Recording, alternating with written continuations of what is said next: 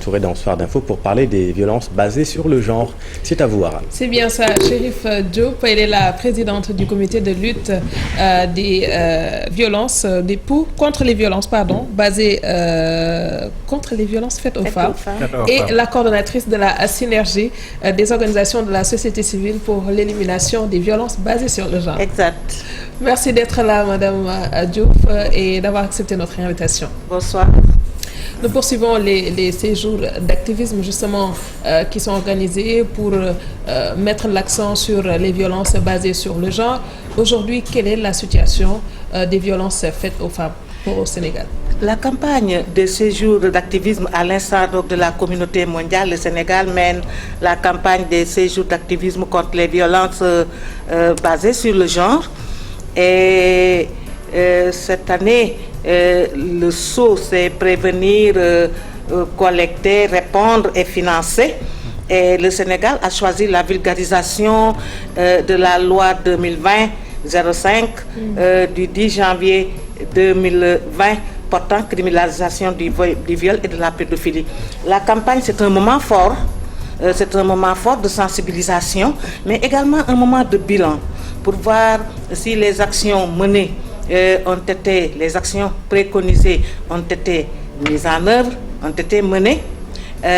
Également, c'est un moment d'échange avec les populations sur les violences basées sur le genre, sur les causes, les conséquences, et également sur la typologie des violences basées sur le genre. Quelles sont ces formes de violences qui sont exercées sur les femmes et les filles, mais également sur les personnes de manière générale, parce que c'est les violences basées sur le genre. Et que donnent les statistiques? Les statistiques, vous savez, cette année, Covid, il y a eu le nuage Covid qui a beaucoup influencé les statistiques. Je prends en illustration le comité de lutte contre les violences faites aux femmes et aux enfants qui ont totalisé entre mars et novembre, fin octobre, début novembre, environ 45 cas de violences basées sur le genre et dont les plus récurrents sont des violences verbales et quelques violences physiques et aussi qui ont fait apparaître des catalyseurs des violences, donc des facteurs aggravant ces violences avec le confinement que nous avons connu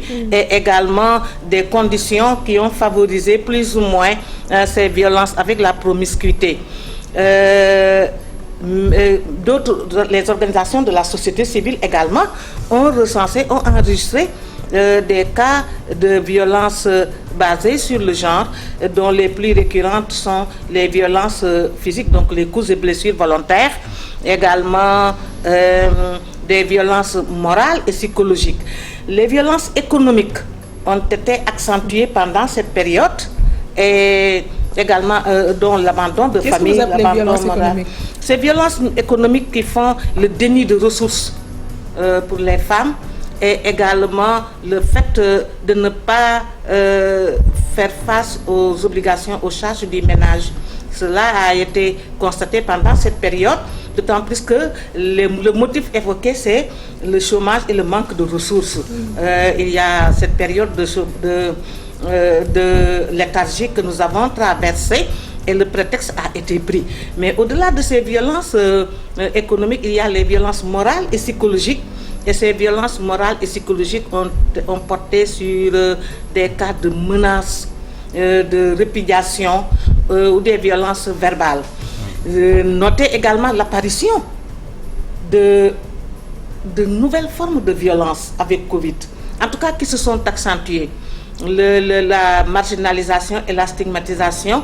On a, en faisant le profil des violences, on a dit que Covid, avec ses cas infectés, contacts et guéris, les violences basées sur le genre, à peu près, ont subi cette trajectoire avec des cas qui sont la marginalisation avec des femmes victimes de Covid et qui ont été par la suite marginalisées ou qui ont vécu dans un environnement à risque et qui ont été victimes de marginalisation et de stigmatisation. Et également, les violences physiques ont réapparu sous une autre forme et certaines même se sont faites avec des armes ou des objets familiers tenant lieu d'armes et présents dans tous les foyers. Malgré les textes dont on dispose, qu'est-ce qui explique jusqu'à présent qu'on fasse face à ce type de violence? Il y a effectivement, le Sénégal a un dispositif législatif très intéressant.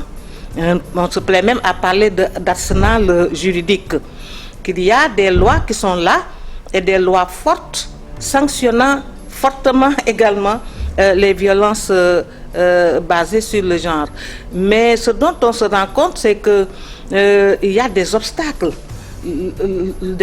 à la mise en application de la loi. Il y a un déficit dans la mise en application, mais il y a également des obstacles. La non-dénonciation, le manque de témoignages, la difficulté à produire la preuve quand on a été victime de violence, et également les stéréotypes, les stéréotypes de genre, les croyances sexistes qui font que la victime a peur de saisir la justice, de porter plainte, de dénoncer donc les violences subies par peur d'être stigmatisée ou marginalisée dans la famille. Et il est à noter que c'est dans la sphère familiale qu'on constate les pires formes de violence faites aux femmes et aux filles.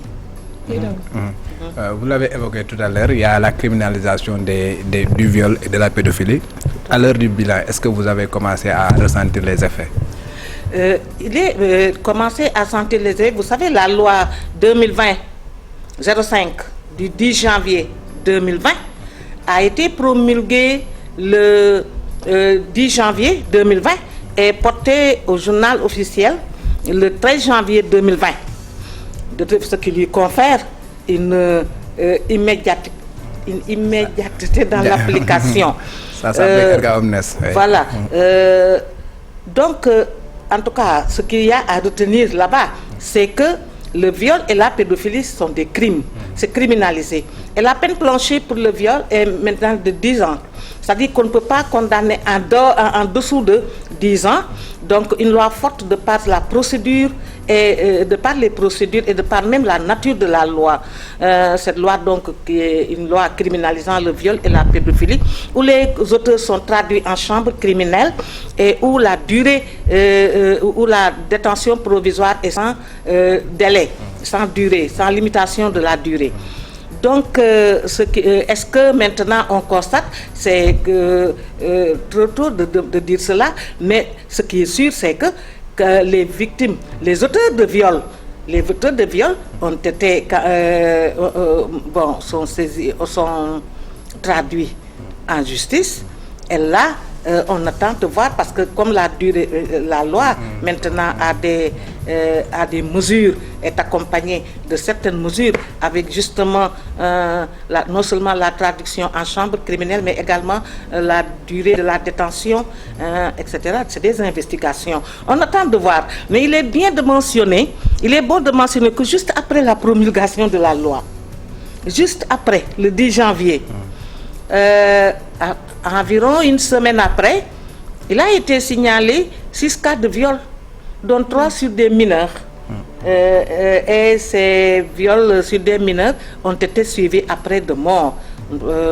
Donc, voilà ce qu'il en est. Ce qu'il faut retenir, c'est qu'avec la campagne et avec la sensibilisation faite par les organisations de la société civile et le ministère également de la femme, ce qui est sûr, c'est que les communautés doivent savoir et doivent être au courant et comprendre qu'il y a cette loi criminalisant le viol et de la pédophilie. Et cette loi également ne cible pas seulement, parce que la loi 2020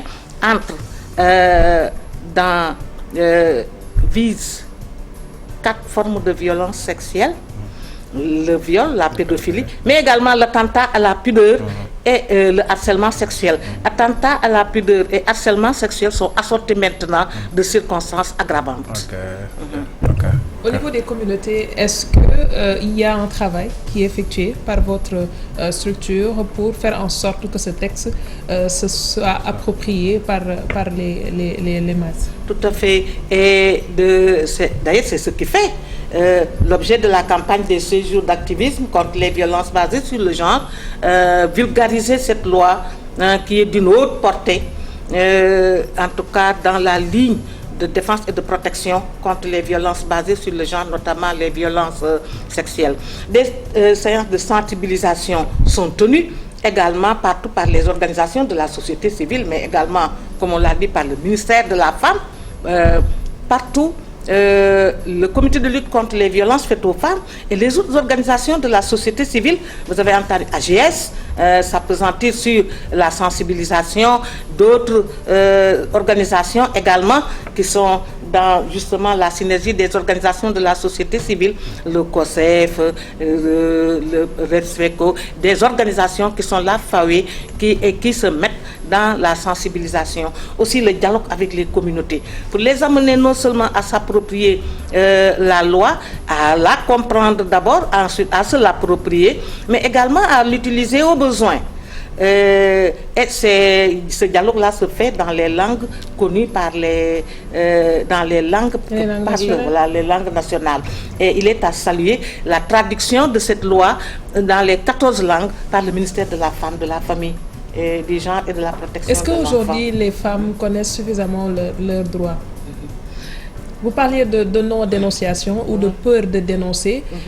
Il y a certes une loi qui est là pour criminaliser certains actes, mais est-ce que les femmes connaissent suffisamment leurs droits pour qu'elles se sentent, disons, sécurisées en se disant je devrais aller voir un tel pour que ce que je vis puisse être sanctionné ou s'arrête? Très bien. Vous savez, l'information, c'est une question d'accès d'abord et d'utilisation, et également de mode de transmission de cette information pour que les populations comprennent la portée des lois protégeant contre les violences basées sur le genre. La plupart des communautés maintenant le comprennent de plus en plus. Vous savez, les médias également sont très utilisés. Nos organisations sont en synergie avec les médias également pour vulgariser ces lois.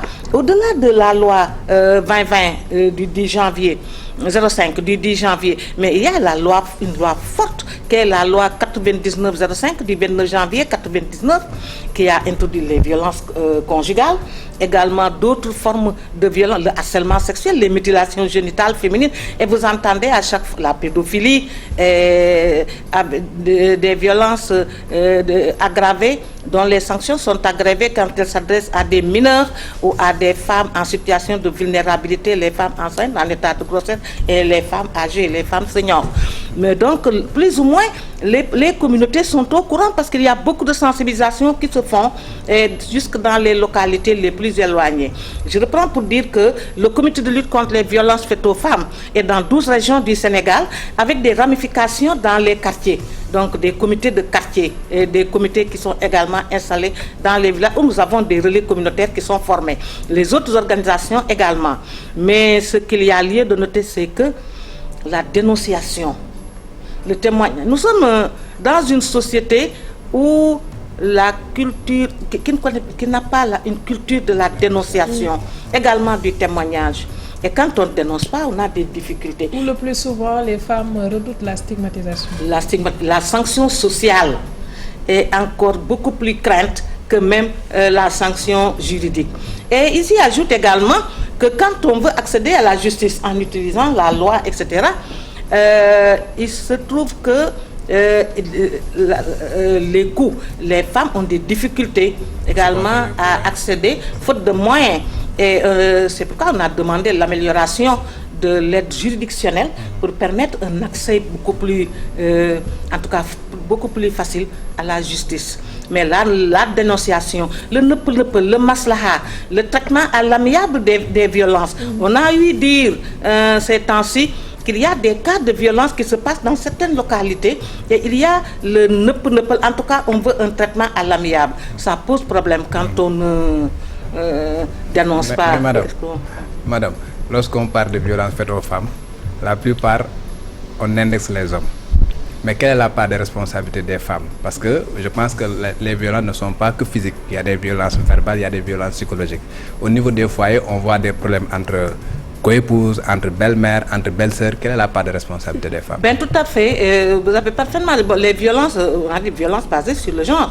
C'est des violences exercées aussi bien à l'encontre de femmes comme à l'encontre d'hommes.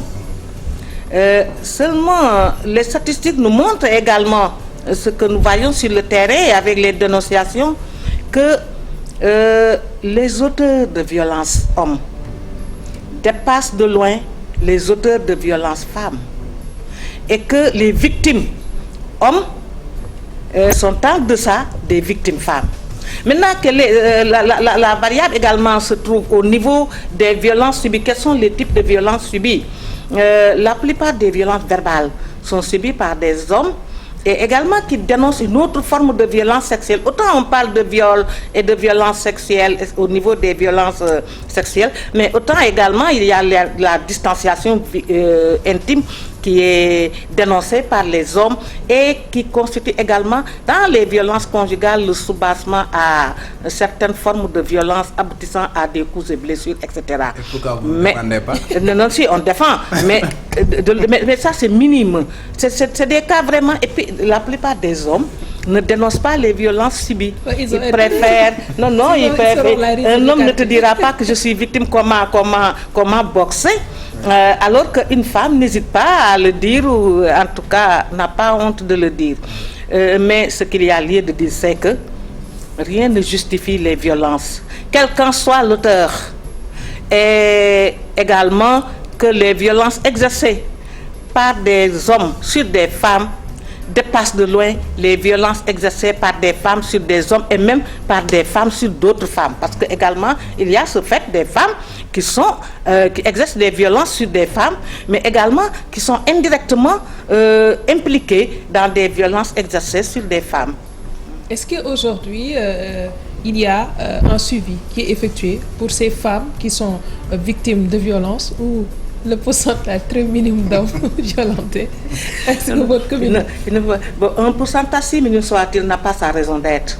C'est-à-dire qu'on doit être dans une société, d'ailleurs, c'est la principale recommandation, être vraiment dans une société, développer la culture de la non-violence, la culture de la paix, de la sécurité, de la régénérance de certaines valeurs, de solidarité, de paix, de sécurité. Dans certaines sociétés, on parle de thérapie de couple. Ici, est-ce que cela existe? Oui, plus ou moins avec les psychologues. C'est pourquoi on a demandé même dans les violences qu'il y ait des mesures d'accompagnement. Qu'il y ait des mesures d'accompagnement, que ça soit pour la loi 2020 d'ailleurs, et également pour d'autres formes de violence, en tout cas qu'il y ait des mesures d'accompagnement. Et ces mesures d'accompagnement ne doivent pas être seulement juridiques, elles doivent être médicales. La victime de violence est complètement malmenée, que ce soit au plan psychologique, moral, que ce soit au plan physique ou même au plan de l'atteinte de la dignité de la personne. Mais aussi comme mesure d'accompagnement, une prise en charge justement psychosociale, surtout quand on est victime de violences fortes, aussi traumatisantes que le viol ou les coups et blessures, ou quand on a été affecté. Parce qu'il faut considérer dans les violences faites aux femmes et aux filles, les victimes directement atteintes, mais il y a également des victimes qui sont affectées et qui vivent difficilement les violences basées sur le genre. Et je prends en illustration, en exemple également, faire attention aux enfants témoins de violences conjugales. Oui, d'accord. Oui, il y a beaucoup qui prônent la prévention pour mieux lutter contre la violence basée sur le genre. Justement, mais comment faire cette prévention-là? Mais la prévention, c'est quoi? La prévention se fait de sorte que les violences ne se reproduisent pas, que les violences n'aient pas lieu. C'est ça la prévention. Et qu'il y ait des mesures de prise en charge permettant d'éradiquer, allant dans le sens de l'élimination des violences. Maintenant, comment le faire? Par la sensibilisation, par, comme on dit, une culture de la non-violence, une culture de la paix et de la sécurité. Vous savez, les violences sont déstabilisantes et non seulement c'est un leitmotiv d'ailleurs, que de dire que les violences s'attaquent à la dignité de la personne, que c'est une violation des droits humains. Mais la violence également est source d'insécurité, est source de déstabilisation, surtout dans la sphère familiale, où se passent les pires formes de violence. La prévention par quoi? La prévention également par l'éducation. En tout cas, de plus en plus, agir sur les comportements pour un changement de mentalité face aux violences. Ne pas se dire que, parce que dans certaines localités, pas dans certaines localités, mais des croyances sexistes qui font que les violences faites aux femmes sont presque banalisées et presque légitimées. C'est dangereux de penser ainsi. Donc agir sur les mentalités, agir sur les comportements et les mentalités pour avoir une autre vision face aux violences basées sur le genre et ensuite, par la prévention, faire de sorte que la culture du respect de l'autre, l'acceptation de l'autre, la culture de la solidarité, cette culture-là qui fait que, en tout cas, la dignité de la personne ne soit plus atteinte par les violences basées sur le genre. Et qu'est-ce qui reste aujourd'hui à faire? On a la loi sur la criminalisation du viol et de la pédophilie. Quels sont les autres chantiers sur lesquels vous attendez les autorités? Faire le plaidoyer pour qu'il y ait une application effective de cette loi. L'impunité doit cesser. Si on veut lutter pour l'éradication des violences basées sur le genre, il faut faire de telle sorte à lutter contre l'impunité. Il ne faut pas également qu'il y ait trafic, comme on dit, de personnalités, donc des personnes influentes qui agissent quand il y a violence basée sur le genre. Le traitement à l'amiable, qui fait que dans les cas de violence forte, on a des difficultés à saisir la justice par peur même d'être culpabilisé ou d'être marginalisé. Ensuite, faciliter l'accès à la justice et prendre des mesures d'accompagnement au plan juridique, mais au plan médical et au plan psychosocial pour combattre les violences basées sur le genre. Merci beaucoup Penda Seck Diouf, la présidente du comité de lutte contre les violences faites aux femmes et la coordonnatrice de la synergie des organisations de la société civile pour l'élimination des violences basées sur le genre. Merci également à Daouda Mine et à vous qui nous suivez de partout. Demain, Inch'Allah, on se retrouve sur nos antennes à la même heure. Passez d'excellents moments en compagnie de nos programmes. Bonsoir à toutes ces organisations qui mènent un combat quotidien contre les violences basées sur le genre. Il faut nous défendre aussi. Ba jël nga loolu yow sama organisation yooyu